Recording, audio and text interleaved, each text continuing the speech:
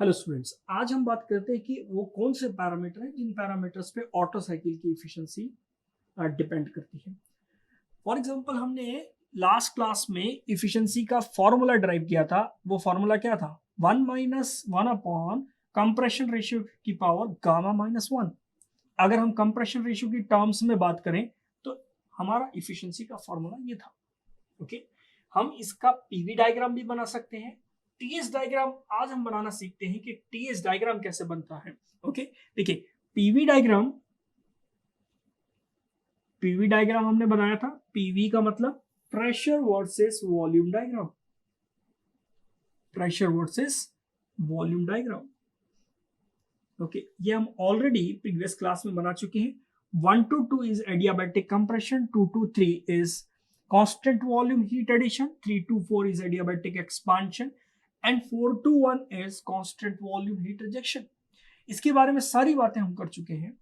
आज हम इसकी हेल्प से टीएस डायग्राम बनाएंगे। ओके, हमें टीएस डायग्राम की जरूरत क्यों है इसके बारे में अभी हम थोड़ी देर बाद बात करेंगे। देखिए, टीएस डायग्राम, टीएस का मतलब क्या है? Temperature versus entropy diagram. Temperature versus entropy diagram. Point 1 to 2 या प्रोसेस 1 to 2 की अगर हम बात करें तो वो प्रोसेस कौन सी है? Adiabatic compression. एडियाबैटिक कंप्रेशन में प्रोसेस 1 to 2 में एंट्रोपी क्या होती है? Process 1 to 2 adiabatic compression, PV to the power gamma is equal to constant. इस प्रोसेस में एंट्रोपी चेंज क्या होता है? जीरो। मतलब एंट्रोपी क्या रहेगी? कांस्टेंट। क्यों कांस्टेंट रहेगी? क्योंकि एडियाबैटिक प्रोसेस में हीट ट्रांसफर क्या होती है? जीरो। और आपको मैं ऑलरेडी बता चुका हूं कि एंट्रोपी तभी चेंज होगी जब या तो हीट सिस्टम से बाहर जाएगी या तो सिस्टम में सप्लाई होगी, तभी एंट्रोपी चेंज होगी। प्रोसेस 1 to 2 एडियाबैटिक प्रोसेस है और इस प्रोसेस में किसी भी तरीके से कोई भी हीट ना तो सिस्टम से बाहर जाएगी ना ही सिस्टम के अंदर आएगी, इसलिए एंट्रोपी क्या रहेगी? कांस्टेंट। तो 1 to 2 अगर हम इस स्केल पर ड्रॉ करें तो 1 to 2 एक स्ट्रेट लाइन बनेगी। 1 और 2 के एंट्रोपी सेम होना चाहिए, इसलिए S1 is equal to S2। ऊपर क्यों जा रहे हैं? क्योंकि टेम्परेचर बढ़ेगा डेफिनेटली। जब आप कंप्रेस करेंगे तो गैसेस का टेम्परेचर बढ़ जाएगा, तो पॉइंट 1 to 2 ऊपर की तरफ आएगा 2 point. Okay, next 2 to 3। 2 to 3 is constant volume heat addition। constant volume heat addition, heat supply, इसके बारे में भी हम बात कर चुके हैं। ओके, प्रोसेस 2 to 3 देखिए ध्यान से। Process 2 to 3 constant volume heat addition. अब 2 to 3 हम टीएस डायग्राम में कैसे बनाए? हमने इसके बारे में भी फर्स्ट यूनिट में पढ़ा है कि टीएस डायग्राम में स्लोप क्या होता है। टीएस डायग्राम में स्लोप क्या होता है? dt बाय ds क्या होता है? t by cv। स्लोप क्या होता है? dt by ds is equal to t by cv। ये स्लोप निकलता है। ओके, ये स्लोप हम ऑलरेडी निकाल चुके हैं फर्स्ट यूनिट में। इसका मतलब क्या है कि 2 to 3 जो डायग्राम है स्ट्रेट लाइन बना है, इसमें पीवी डायग्राम में वो एक कर्व से बनेगा, किसमें? टीएस डायग्राम में, क्योंकि टीएस डायग्राम में आपको स्लोप मिल रहा है। ओके, तो 2 to 3 एक कर्व से बनेगा। ये पॉइंट 2 और ये पॉइंट 3 आप देख रहे हैं, हीट ऐड हो रही है तो डेफिनेटली एंट्रोपी बढ़ रही है, देखिए, और टेम्परेचर भी बढ़ रहा है 2 to 3 क्योंकि आप हीट ऐड कर रहे हैं। ओके, तो 2 to 3 is heat addition process. Clear? Next है 3 to 4। 3 to 4 क्या है? अगेन एडियाबैटिक एक्सपांशन, जिसमें कि एंट्रोपी कांस्टेंट रहेगी क्योंकि हीट ट्रांसफर जीरो है। फिर से एक स्ट्रेट लाइन नीचे की तरफ, नीचे की तरफ एक स्ट्रेट लाइन, इसको हमने क्या बोल दिया? पॉइंट 4, क्योंकि S3 किसके बराबर है? S4 के बराबर है। एंट्रोपी में कोई चेंज नहीं आएगा। 4 to 1 कैसी प्रोसेस है? Constant volume heat rejection. Constant volume, again constant volume, फिर से कर्व से बनेगा। तो ये टीएस डायग्राम है। ओके, यहां पर आप एक इंपॉर्टेंट पॉइंट नोटिस कीजिए कि यहां पर दो टेम्परेचर आपको दिख रहे हैं। एक है मिनिमम टेम्परेचर और एक क्या है? Maximum temperature. एक मिनिमम टेम्परेचर और एक मैक्सिमम टेम्परेचर है। ऑटो साइकिल की जो इफिशिएंसी है, आप ये देखिए कि अगर इन तो टेम्परेचर पर डिपेंड कर रही है, तो क्या हम इसको चेंज कर सकते हैं? T1 क्या है? T1 is the minimum temperature. मतलब क्या है हमारे, अगर हम प्रैक्टिकल कंडीशन की बात करें तो T1 कहाँ है? T1 बेसिकली सराउंडिंग टेम्परेचर है। सराउंडिंग टेम्परेचर को आप चेंज नहीं कर सकते। सराउंडिंग में जितना टेम्परेचर रहेगा, मान के चलिए कि 27 डिग्री सेंटीग्रेड या 35 डिग्री सेंटीग्रेड है, तो उसमें कितनी भी हीट आप डंप कर दीजिए, उसका टेम्परेचर चेंज नहीं होगा। सराउंडिंग का टेम्परेचर आप नीचे नहीं ले जा सकते। कि अगर आपको इफिशिएंसी बढ़ानी है तो आप ये सोचिए कि सराउंडिंग के टेम्परेचर को घटा दिया जाए, वो पॉसिबल नहीं है। तो टी मिनिमम फिक्स टेम्परेचर है। ओके, टी मैक्सिमम की अगर हम बात करें तो मैक्सिमम टेम्परेचर भी फिक्स है। कैसे? आप बहुत ज्यादा टेम्परेचर नहीं बढ़ा सकते क्योंकि आपको इफिशिएंसी ज्यादा चाहिए, ऐसा पॉसिबल नहीं। ओके, रीजन उसका ये है कि अगर आप बहुत ज्यादा टेम्परेचर बढ़ा देंगे तो मेटलर्जिकल लिमिट है, पिस्टन हो सकता है एक्सपांड हो जाए, ज्यादा हीट अगर उसको मिल जाएगी तो। टी मैक्स और टी मिन क्या है? फिक्स है, उसको आप चेंज नहीं कर सकते। तो वेरिएबल पैरामीटर कौन से हैं? T2 और T4। T2 और T4 को आप चेंज कर सकते हैं, जिससे कि आपकी इफिशिएंसी क्या हो सकती है? चेंज हो सकती है।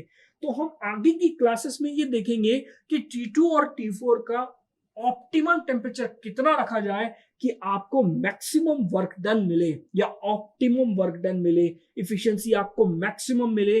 उसके लिए T2 और T4 का टेम्परेचर क्या होना चाहिए? हम सिर्फ और सिर्फ T2 और T4 के बारे में बात करेंगे, T3 और T1 के बारे में बात नहीं करेंगे। क्यों? क्योंकि T3 और T1 तो फिक्स है।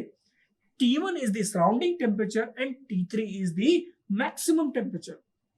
जैसे कि आपको इफिशिएंसी का फॉर्मूला दिख रहा है, इफिशिएंसी में आप देख रहे हैं दो टर्म्स आ रहे हैं, कंप्रेशन रेशियो और एडियाबैटिक इंडेक्स। ओके, तो इफिशिएंसी टोटली डिपेंड हो गई, या efficiency is totally a function of compression ratio and adiabatic index. इन दो पैरामीटर का इफिशिएंसी क्या फंक्शन है। अब देखते हैं ये पैरामीटर इफिशिएंसी को कैसे इफेक्ट करते हैं। ओके, इसके लिए, इसको समझने के लिए हम क्या करें? हम सबसे पहले बात करेंगे किसके बारे में? कंप्रेशन रेशियो के बारे में। ओके, कंप्रेशन रेशियो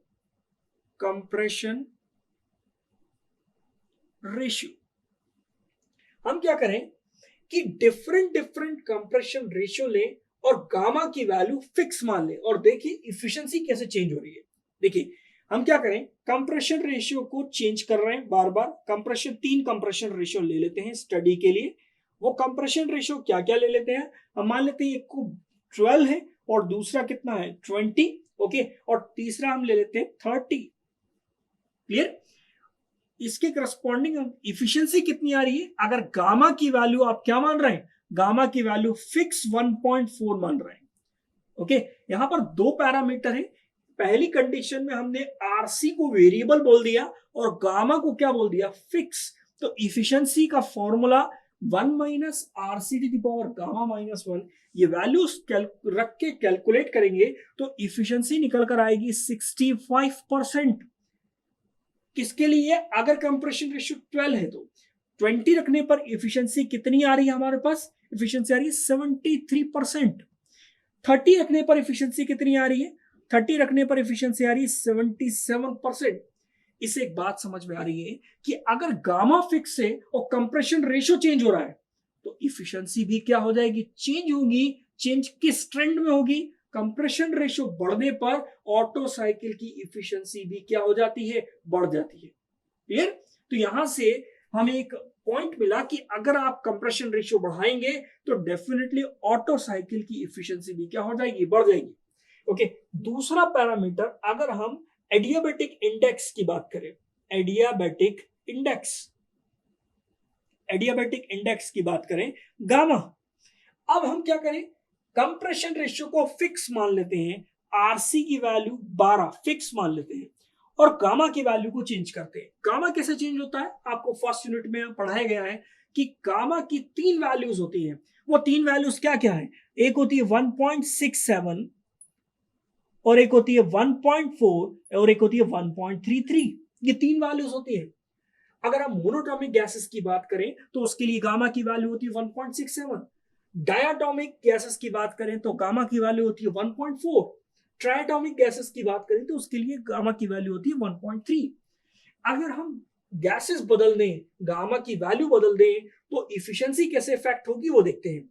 अगर हम आरसी की वैल्यू फिक्स रखें 12 और गामा की वैल्यू को बार बार चेंज करें, एक बार रखें 1.67 -1, एक बार रखें हम 1 - 1/12 1.4 -1, फिर हम रखें गामा की वैल्यू 1 - 1/12 टू द पावर 1.33 -1।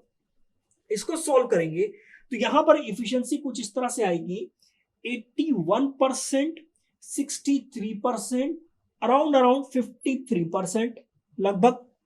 तो यहां से हमने कंक्लूजन क्या निकाला कि गामा की वैल्यू अगर आप बढ़ाएंगे, गामा की वैल्यू बढ़ेगी तो इफिशियंसी भी क्या होगी, बढ़ेगी। तो यहां पर 2 पॉइंट्स हमने देखे हैं कि अगर हम कंप्रेशन रेशियो बढ़ाते हैं तो इफिशियंसी बढ़ती है, अगर हम गामा की वैल्यू बढ़ाते हैं तो भी क्या होगी, इफिशियंसी बढ़ेगी। डायग्राम से अगर हम समझने की कोशिश करें कि इफिशियंसी वर्सेस, इफिशियंसी यहां पर रख लेते हैं हम, ओके। इफिशियंसी वर्सेस अगर हम फिक्स मान लें कि कंप्रेशन रेशियो फिक्स है, या कंप्रेशन रेशियो को वेरिएबल मान लें, या गामा को वेरिएबल मान लें, तो किस तरह से डायग्राम बनेगा देखिए। ये डिफरेंट डिफरेंट कंप्रेशन रेशियो पे आरसी की वैल्यू 30 है, यहां पर आरसी की वैल्यू आपने कितनी ली थी 20, और यहां पर आरसी की वैल्यू कितनी है 12, और ये गामा की वैल्यू क्या है फिक्स 1.4।